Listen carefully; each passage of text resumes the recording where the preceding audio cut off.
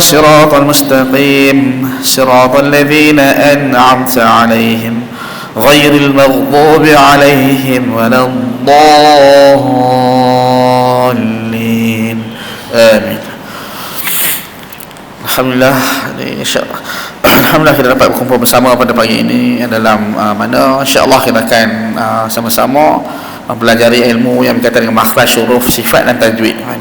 Dan insya-Allah kita akan rungkaikan beberapa permasalahan dalam bacaan pada ayat-ayat Quran yang kita akan bacakan hari ini. Dan alhamdulillah dengan rahmat dan keampunan dari Allah dapat kita berkumpul bersama pada pagi ini, yang mana Allah memilih kita, yang mana Allah memilih kita untuk mengimarahkan masjidnya. Jadi insya-Allah mudah-mudahan ganjarannya di akhirat kelak. Dan insya-Allah kita akan mulakan pembelajaran kita pada muka surat 564, akhir surah Al-Mulk. Hari ini Ustaz dalam ayat ke-29 dan 30 lah. Kemudian habis pada Al-Mulk kita masuk Al-Kahfi. Hari kita akan rungkaikan beberapa kita dah mempelajari yang banyaknya dari sifat dan makhraj, yang mana kita akan rungkaikan ke permasalahan dalam sebutan itu dalam lughah Arabiah dan lughah dan dalam kita punya sebutan dalam bahasa kita. Okey, kita mulakan isti'adzah. A'udzu billahi minasy syaithanir rajim.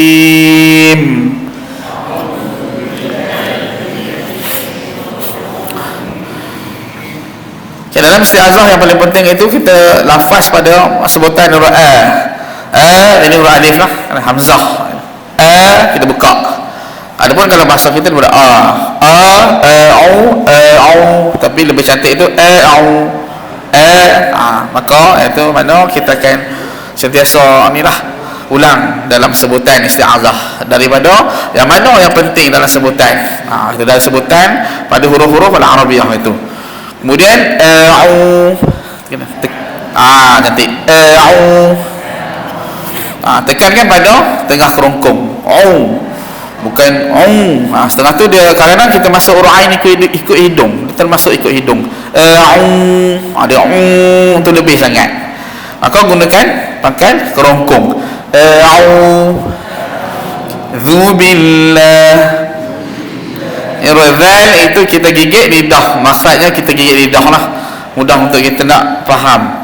Kalau dalam bahasa kitabnya 4 batang dari gigi atas dikenakan permukaan atas lidah, dan 4 batang dari gigi bawah dikenakan bawah permukaan lidah.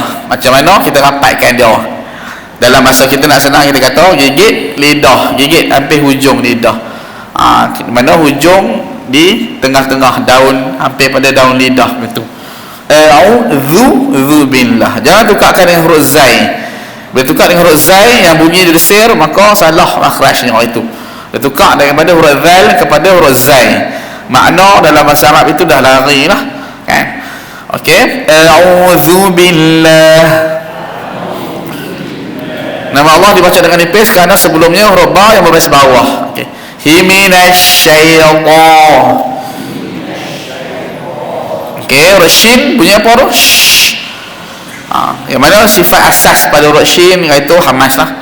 Ada hamas dalam bahasa kita kata ianya hembusan ataupun kita keluarkan angin.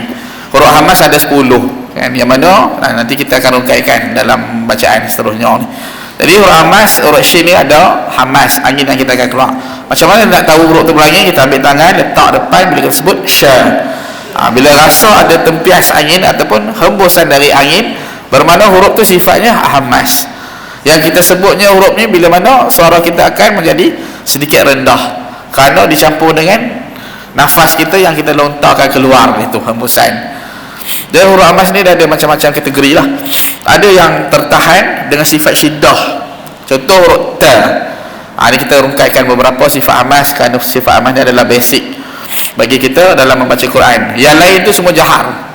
Jahar dalam masalah ni nyaring lah, huruf yang tidak ada angin bila dalam sebutan, dalam mana kita sebutnya. Okey, kita tengok huruf jahar. Antaranya huruf jahar lah dulu.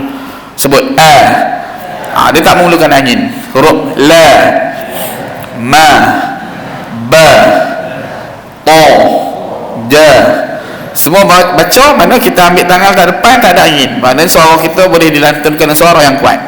Adapun huruf hamas dia ada beberapa kategori. Ada yang anginnya agak kurang kerana tekanannya berada di tengah bila kita keluarkan angin tersebut. Ada yang mana anginnya agak kuat kerana berlaku tekanan pada gigi kita untuk menyebut huruf hamas tu, huruf-huruf yang berangin. Ada juga yang mana tekanannya agak sederhana kerana berlaku pada gigi-gigi yang gerham dan sebagainya. Okey, kita sebut huruf hamas pula. Ta. Huruf ta yang mana kita ada ta. Kita kalau bahasa kita ta, huruf ti, dia tak ada angin.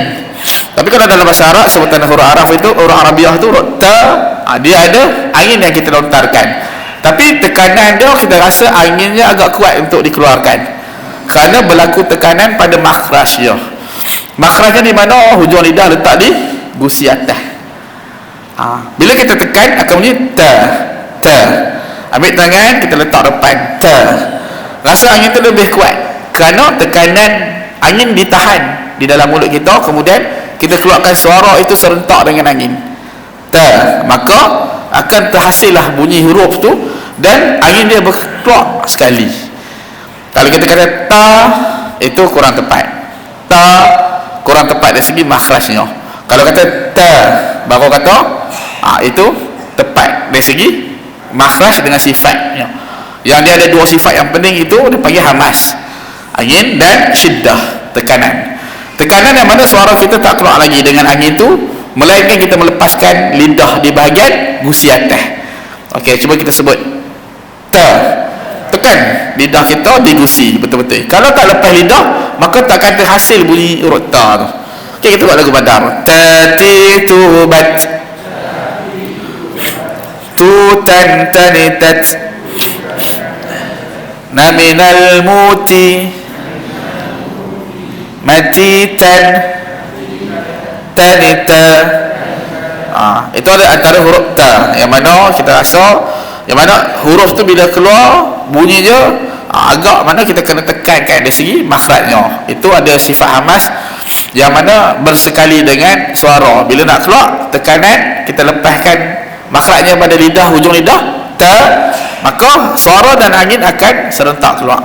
Ada juga yang mana tekanan huruf hamas ni berada di tengah, mana angin tu keluar agak kurang, agak perlahan kerana berlaku tekanan itu pada makhraj di tengah kerongkong. Antaranya kita sebut huruf ha. Okey, ha. Ambil tangan letak depan ha. Dia tak berapa ada angin sangat, bahal kita dah keluarkan angin yang kuat, tapi kerana tekanan itu berlaku di tekanan yang agak lemah berlaku di tengah kerongkong, maka hasil anginnya itu agak sederhana ataupun lemah. Dia sifatnya hamas juga, berangin juga, tapi agak lemah anginnya kerana berlaku tekanan pada tengah kerongkong. Tekanan pun tekanan yang lemah juga. Okey, yang lain antaranya huruf biasa, huruf shin, sya tadi yang kita baca syaiqa. Okey, sebut sya.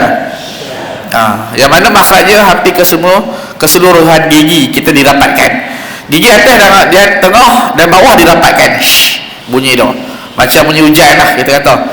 Kalau dalam sebutan huruf shin ni bergantung pada gigi itu.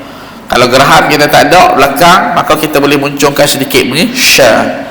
Asal bunyi dia memang kata bunyi macam dipanggil dalam bahasa Arab ni, satu sifat yang penting bagi huruf shin adalah semburan. Dia ada hembusan dia hamas juga, tapi tekanan ni agak sederhana berbanding ha tadi. Angin dia berada di taraf yang sederhana. Kalau ta, angin tu kuat sebab tekanan dia kuat. Raha, angin dia agak lemah kerana tekanan pada tengah kerongkong dan tekanan itu agak lemah. Dan huruf shin, sya, sederhana. Okey, kita tengok makhraj dia. Makhraj dia kita merapatkan keseluruhan gigi ataupun kita gigit macam mana kita gigit daging itu, menggunakan keseluruhan dari gigi kita, gigi raham dan atas, kesemua dari gigi atas dan bawah itu dirapatkan. Lidah letak di bawah bahagian bawah, kemudian kita hasilkan satu bunyi. Dia panggil sifat yang penting baginya itu dia panggil semburan ataupun tafashi dalam bahasa Arabnya. Bunyi shh, itu Kalau dia dapat hasilkan bunyi tafashi, itu memadai dengan huruf shin dia, mana dah kemah lah, dah lulus tu. Kalau kita ada yang setengah tu dia menggunakan 6 batang ke 8 batang dari atas dan 8 batang ataupun 8 batang dari bawah, bunyi sya. Sya masih lagi tak sempurna, sya baru sempurna. Ada yang sa ataupun sya. Sya dia menggunakan bahagian depan sahaja, belakang dia tak gunakan, maka itu belum sempurna dalam sebutan shin, huruf shin dia, sya. Okey, kita tengok daripada isti'adzah, kita sambung balik. Jadi kita dah tahu beberapa kategori huruf hamas, huruf yang kita keluarkan angin. Sekali kita akan rungkaikan beberapa lagi hurufnya. Okey, terus syaiqa, syaiqa, nirrajim. Okay, nirra ada yang mana sebutan dalam logat, kesilapan dalam logat kita ada juga kita sebut nirra, nirra ke nirra. Maka bila huruf yang berbaris bawah, selagi mana huruf tu tidak tebal dan tidak berat, maka jangan kita muncungkan dia. Buka dengan sifat dia panggil al-infitah, ini buka, nirra, ra sahaja yang tebal, kemudian nirra jim, ra sahaja yang tebal, nirrajim. Okey, ikut nirrajim. Ada juga yang macam nirrajim, jim, jim. Jadi jim, bukakan betul, huruf ja yang baris bawah bunyi ji, kemudian ikut dengan ya dengan mim, jim. Maka bila mana sebutan itu mengikut baris pada haknya itu atau mustahak pada barisnya, tajwidnya itu, dan juga pada barisnya itu yang berbaris bawah dengan hak bawahnya, baris depan dengan tanwin dengan hak bunyi tanwinnya, baris atas dengan hak bunyi atasnya, maka kita ikut, bila kita ikut aturan itu akan sebutan kita insya-Allah akan kemah itu. Okey, kita teruskan dengan bismillah. Bismillahirrahmanirrahim.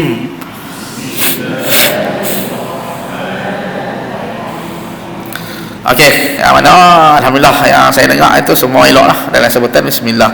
Ini kita ulang juga lah kan, macam mana cara sebut bismillah dengan betul, dengan kemah lah, mana dengan lughatul arabiyah kan. Nak cakap betul, bahasa kita pun betul juga, logat kita pun betul juga, cuma dalam bunyi arabiyah tu kadang-kadang dia agak kurang sikit kan, dari segi makhraj ataupun sifatnya. Okey, bismillah, bismillah, bis, masuk pada huruf sin itu mesti ada sebunyi bis. Mula-mula kita tahu huruf yang mana kita keluarkan angin, dia panggil huruf tu sifatnya hamas. Hamas ni hembusan lah. Kemudian kalau huruf tu tak ada angin, dia panggil jahar. Ada satu sifat penting pada huruf sin, bunyi apa tu? Dia ada 3 beradik makhrajnya. Desiran. Desiran 4 batang dari gigi atas dan 4 batang dari gigi bawah itu dirapatkan. Dan lidah kita berada di bawah gigi. Dia berada belakang gigi bawah, itu.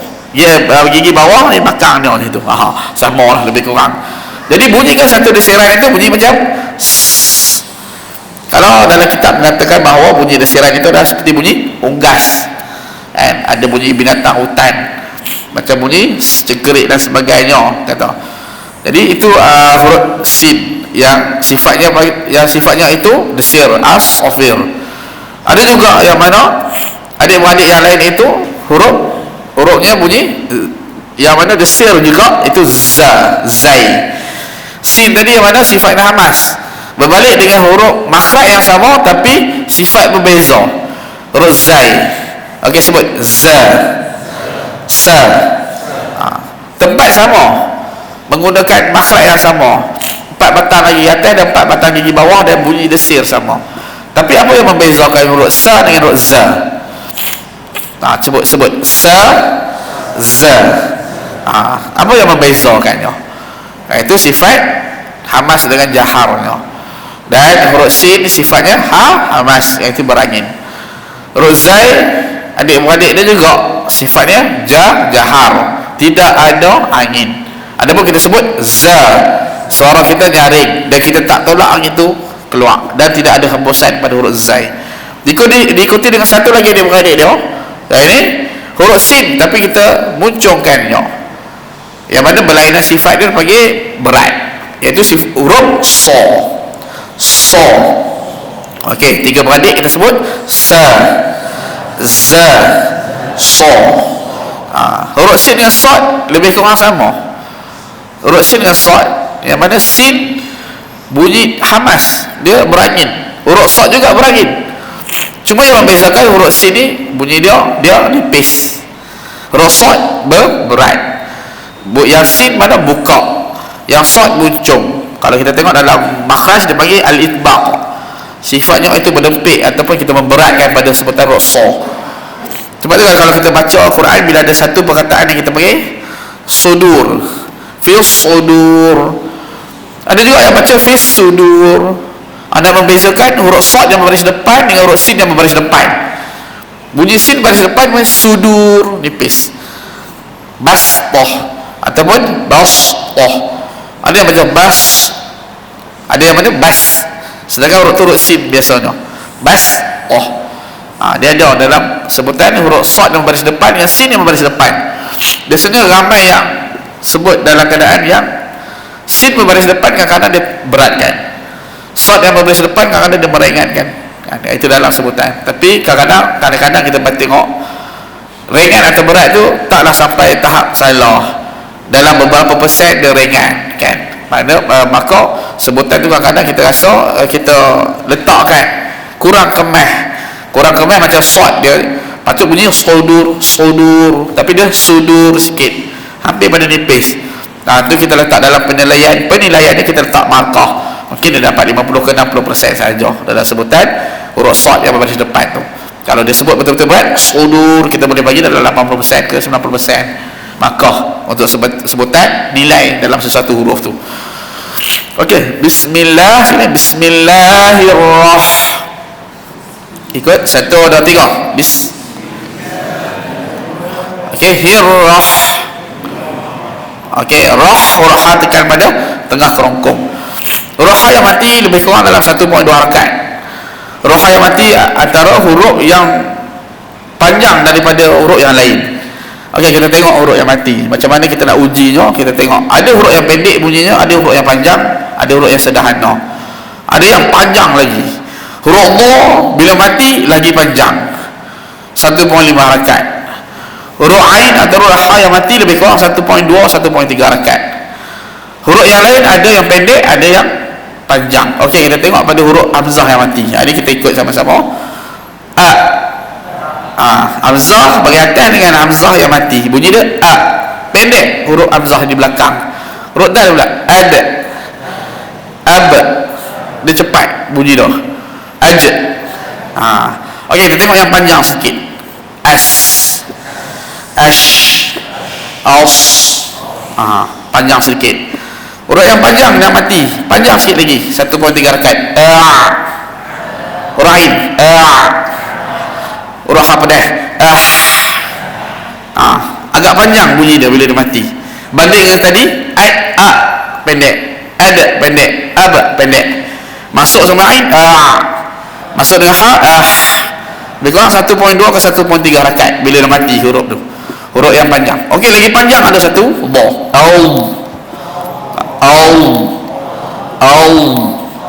Bunyi dia panjang 1 point. Kata pengarang kalau kita tengok dalam kitab-kitab Arab, setengah tu dia kata 1.4 ke 1.5 rakaat panjangnya.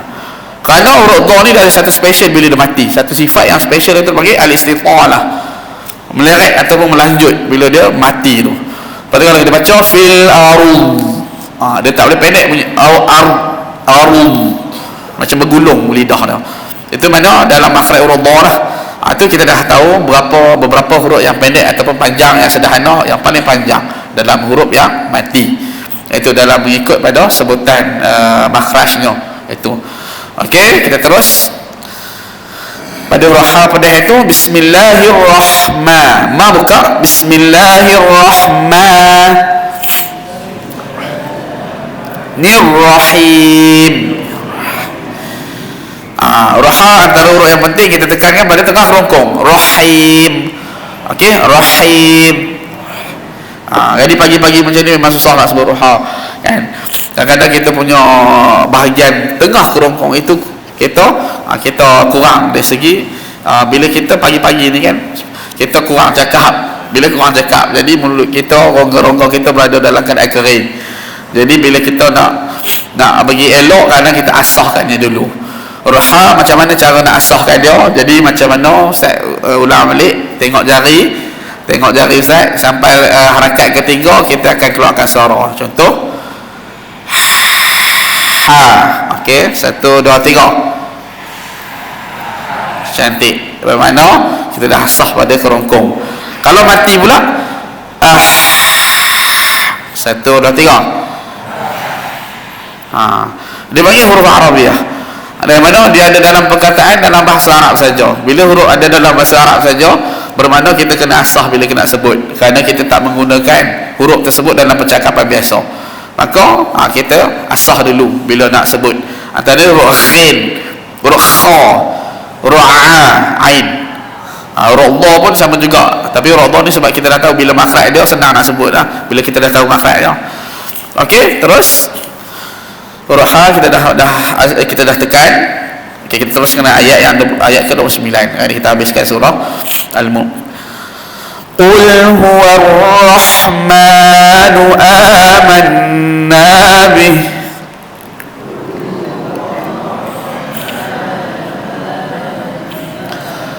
Okey, kita tengok pada lam yang mati. Huruf qaf yang berada depan ul. Okey, di mana makhraj huruf qaf?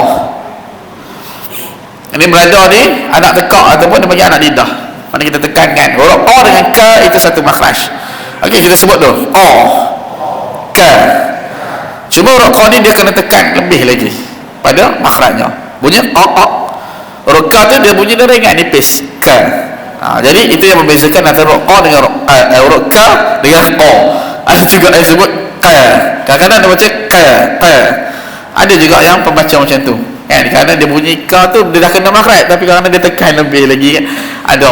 Kadang kita tengok ada beberapa pembaca lah. Kadang-kadang dia tekan sangat.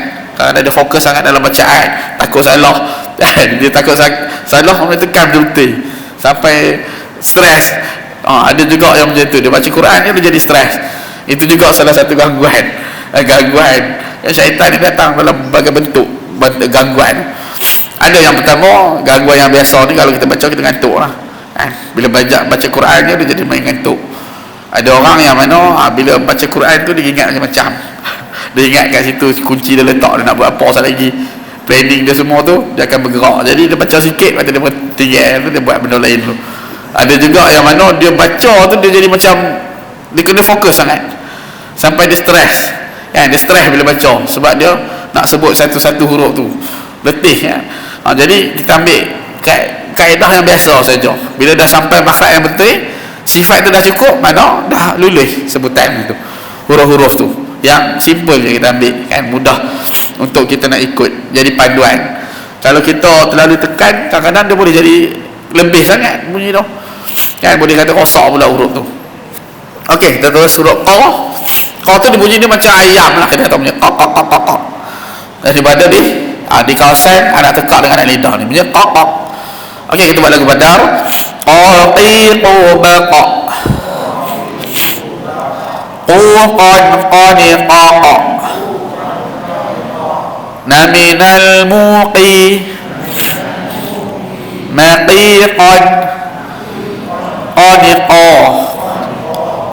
Huruf qaf antara huruf yang tebal, ataupun dia kata dalam bahasa buku dia kita panggil alif i'la yang meninggi. Lidah kita duk taluk atas bila kita sebut bunyi dia mana 60% kita munculkan bunyi lidah kita akan bergulung taluk ke atas. Kita tarik sikit lidah, gulung taluk ke atas. Itu huruf yang tebal. Mana kalau huruf yang tebal atau nipis dia bergantung pada lidah. Kemudian bibir mainkan peranan, sama ada huruf tu dia buka ataupun tidak buka, alif fathah berat ataupun ringan. Okey, terus ul lam kita buka ul ul ke ul lam dibuka kerana lam bila mati dia akan jadi nipis, dia takkan terpengaruh dengan qaf yang baris depan tu. Ul bunyi dah.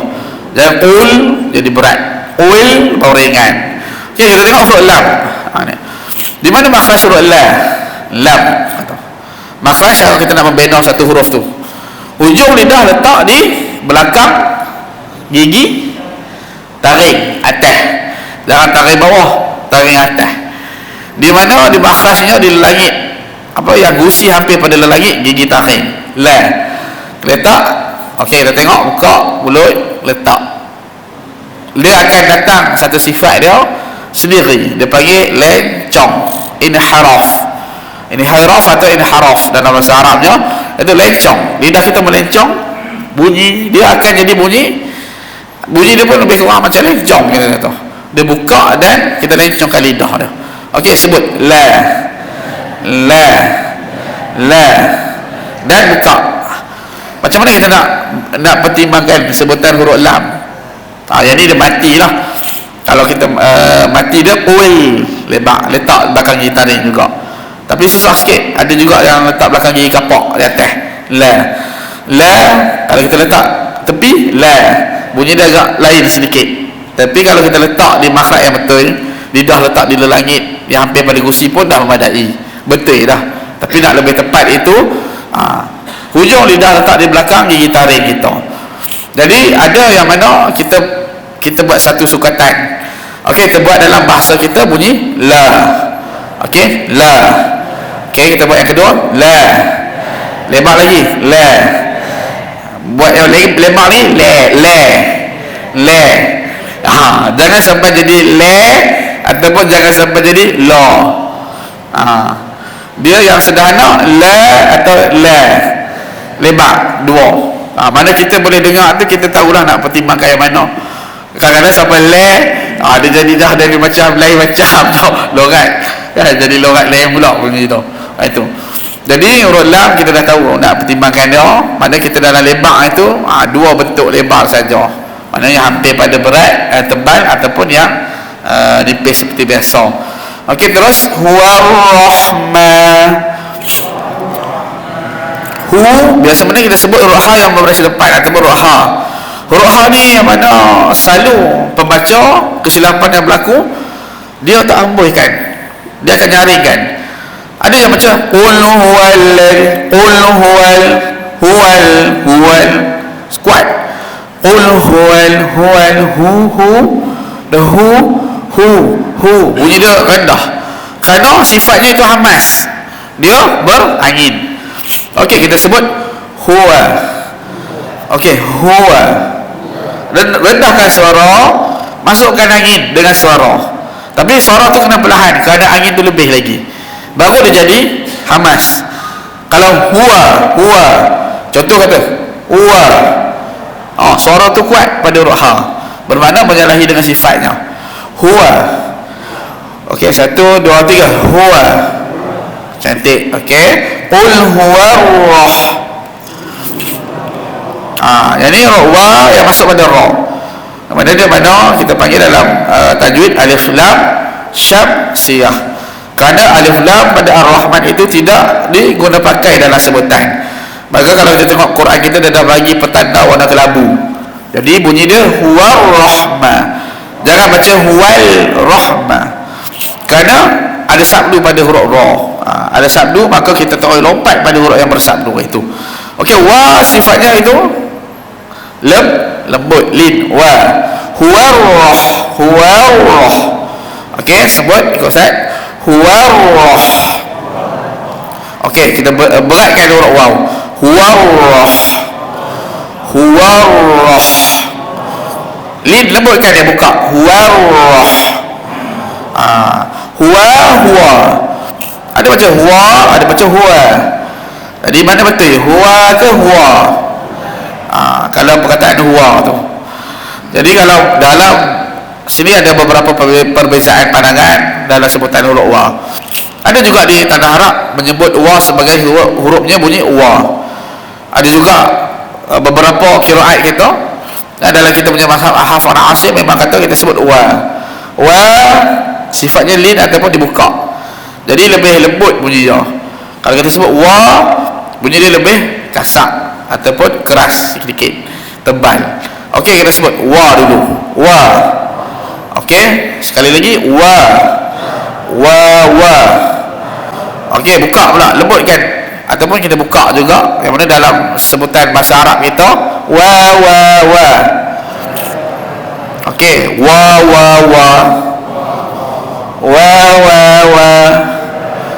Jadi wa. Wallah. Kalau kita wallah. Yang mana dalam Arab dia wallah. Menjadi lembut lagi. Jadi mana betul, dua-dua betul. Boleh kita guna pakai antara dua huruf waw, sama ada dia berbunyi dia agak berat ataupun bunyi dia lembut tu. Okey, termasuk huwa rahman. Huruf mim tu hidung Ustaz sumbat. Jadi mim tak apa kemeh. Okey. Huruf mim kita tengok mim yang baris atas, maka yang penting sifatnya itu infitah, buka. Rahma, bunyi ma. Dia bukan ma tapi ma, buka. Jadi ada Ustaz punya macam ba bunyi tu. Hidung tu sumbat. Bila sumbat huruf mim tu memang kata dia makhraj hidung dia panggil. Bila makhraj huruf yang makhraj di hidung, makhraj hidung, bila kita sumbat hidung akan bunyi macam dia tak ada makhraj hidung tu. Okey, terus rahmanu amanna. Okey, kita bukakan ni, infitahkan tekankan pada pangkal kerongkong sini, pangkal kerongkong dia punya makhrajnya. Jadi sebut amanna. Ke dia bak lagi. Jadi kemahlah, cantik. Okey, amanna bihi. Okey, itu baris atas 2 rakaat dan ada sabdu warna merah. Kalau Quran kita ada petunjuk. Kalau sabdu warna merah bermakna huruf tu dengung. Kalau huruf sabdu warna hijau bermakna dia tak dengung. Kalau idgham bila gundah kadang-kadang dia bagi warna merah pakai 2, waktu sabdu tu warna hijau. Dan ini dia bagi warna merah, hukumnya wajibul gundah ataupun wajib dengung dalam 2 rakaat. Okey, terus bihi. Pastikan yang baris bawah itu kita hembus supaya bunyinya agak rendah. Bila bunyinya agak rendah dicampurkan dengan angin, sifat dia bersesuaian dengan sifat dia hamas itu. Okey, bihi. Hembus bihi. Jangan baca bihi. Bunyi dia angin dia kurang, suara tu lebih, bermakna seolah-olah sifatnya nyaring, jahar. Sedangkan huruf sifatnya hamas, dia berangin. Okey, bihi. Ni kalau kita baca malam-malam kan, surah Al-Mulk kan, jadi kita selalu baca, kadang-kadang huruf dia tak kira habis lah. Kita kadang imam meja kita kadang kira imam ni nak perhabis tu, kadang-kadang ada sikit ikut lah. Hari tu tak nak kira dah macam mana hari tu boleh banyak orang tahu. Yang penting matlamat sampai. Ada sikit huruf amas kira, ada sikit angin walaupun suara kita kuat. Nyari macam bunyi dia bihi. Kadang ada sikit dah hembus tu kira betul lah. Tapi kalau lebih cantik kita bihi. Dia akan rendah bunyi tu. Okey. Terus huruf yang di bawah dikata dengan huruf ya kecil. Itu bagi maksilah qasirah. Mana dibaca dalam keadaan qasir, iaitu pendek. Huruf hi dibaca 2 rakaat. Okey, wa alaihi tawakkalna. Wa buka lagi wa alaihi. Ra'in. Ra'in ni kalau mana kita dipanggil huruf Arabiah. Huruf Arabiah dia memerlukan asah dalam huruf sebutan ra'in. Macam mana kita nak tengok sukatan pada huruf ain? Okey, dia macam ada satu gulung. Macam bila kita sebut dia ada macam satu, bila kita sebut tu dia akan nak sempurna tu, dia macam ada satu tekan pada makhraj dia, kemudian baru suara tu akan keluar balik. Contoh bunyi okey, alai. Kalau tak cukup, baru cukup. Kalau sengah tu huruf ain ni kita tak pakai hidung, bunyi dia alai ni, alai ra'a. Kadang-kadang kita sebut pakai hidung sebab memang kita dalam makhraj kita huruf ain ni memang biasanya kita akan campur dengan bunyi hidung sekali, ada dalam 20%. Bunyi dia Kadang-kadang kita sebut bunyi yang betulnya bukan kalau bunyi masih lagi menggunakan hidung. Kalau tak menggunakan hidung akan bunyi pada kalau kita tengok Syekh Quran dia baca Alhamdulillahirabbil alamin dia tak bunyi tapi kita tak boleh nak buat bunyi sini terus. Lagipun bunyi dia tak apa nak macam tak apa nak kemas sangat kan. Bunyi kita macam biasa, kita akan campur dengan hidung juga. Okey, kita teruskan. Jam dah bunyi dah. Okey, terus wa alaihi tawakkalna. Pastikan huruf ha tu kita hembus wa alaihi tawakkalna. Okey, tawakkalna ini dia ada satu huruf syiddah kita tekan pada huruf kaf sahaja. Dan semua huruf berbaris atas tu iftitah, yang ni buka. Dia tidak ada huruf berat dan tidak ada huruf tebal. Maka kita buka semua huruf dia. Sekali lagi wa alaihi tawakkalna. Terus fasata'lamu. Masuk ra'i dalam 1/3 rakaat. Fasata'lamu. Pastikan huruf fa kita berada di makhraj yang betul. Jangan pa tapi fa. Ada juga ustaz pesan beberapa pembaca guna sebut fa tu dengan satu harakat penuh dan kemah. Di mana makhrajnya 4 batang gigi atas kena pada bahagian bibir bawah. Tolak angin. Kemudian masuk suara fa. Okey, fasata'lamu. Naman. Ini tak ada masalah dalam sebutan huwa fi. Yang ni kita belajar, kita keluarkan satu-satu dengan cepat lah. Selalunya akan datang insyaAllah kita sekali jalan satu muka atau separuh muka Ustaz akan keluarkan kita buat macam ni sebab kita pun dah mahir dalam penggunaan sifat asas kan, amas jahar ataupun yang berat, yang ringan, yang tebal. Kita review balik je lah, kita macam kita ulang balik sekali dalam ikut dalam sebutan yang mana Ustaz akan rungkaikan beberapa kesalahan. Okey, huwa fi. Okey, huwa ada yang macam huwa, ada macam huwa, mana dua-dua boleh. Fi huruf fa bagi yang mana buka mulut. Huwa fi. Okey, walalim. Ada kesilapan yang berlaku dolar. Dolar ke wala? Wala. Di mana makhraj dha? Okey, kita tengok lidah kita kanan, lidah letak di bahagian di gerham atas kanan. Kalau dia menggunakan kiri, lidah dia letak di bahagian gerham atas kiri. Okey, tengok mulut ustaz sangat ngah. Okey, letak saja dha. Kalau kanan dha. Kalau kiri dha. Jadi kita dia letak saja, jangan korek. Letak macam tu. Lidah kita macam tu saja. Kat gerham. Dha bila kita muncul dia jadi berat. Dan kita buat satu gelembung yang mana tertahan bunyi, suara kita hampir tertahan. Bunyi Allah. Okey, Allah. Okey, kita sebut yang salah da. Letak di gusi atas. Da. Ini tak tepat. Allah. Jadi munculkan dia 80%. Wala. La buka balik. Wala. Lim mubin. Ada juga yang baca huruf tanwin berbaris bawah.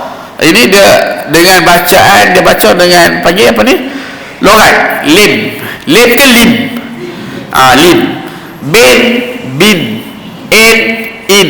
Lim. Masuk dengan mim di dalam lim, bukan lim tapi lim. Walalim mubin. Cantik. Okey, kita habiskan. Qul ara'aytum. Okey, roh saja yang berat, yang tebal. Ada huruf yang lain buka. Qul ara'aytum. Ada yang macam tum, tapi yang betul itu yang cantik tum. Ara'aytum. Tum boleh ataupun tum boleh, tapi jangan sampai tum. In asbaha ma. Tekankan pada tengah rukuk. In asbaha ma ukum. ka lagi hukum khawra khawra nanti kita wakaf faman ya'tikum ya ke ya ya'tikum bima imma'in imma ma'in tengah kerongkong. Okey, alhamdulillah kita dapat ungkaikan beberapa huruf yang mana yang pentinglah dalam sebutan. Dan insya-Allah kita sambung pada minggu yang seterusnya dalam bacaan yang surah baru. Kita ambil surah Kahfi lah, sebab surah Kahfi itu agak susah untuk sebut. InsyaAllah akan datang kita baca macam itulah, kita ikut ramai-ramai, kemudian kita akan rungkaikan kesalahan ataupun dalam sebutan dalam separuh muka, lama-lama satu muka. Yang ni sikit sangat dapat sebab kita nak ulang balik sifat-sifat yang penting tu. Dan insyaAllah tutup majlis. Allahumma arhamna bil Quran waj'alhu lana imaman wa nuran wa hudan wa rahmah. Allahumma dhakkirna minhum ma nusina wa'allimna minhum ma jahilna warzuqna tilawatahu ana الليل وآطراف النهار واجعله لنا حجة يا رب العالمين آمين رب العالمين. السلام عليكم ورحمة الله وبركاته.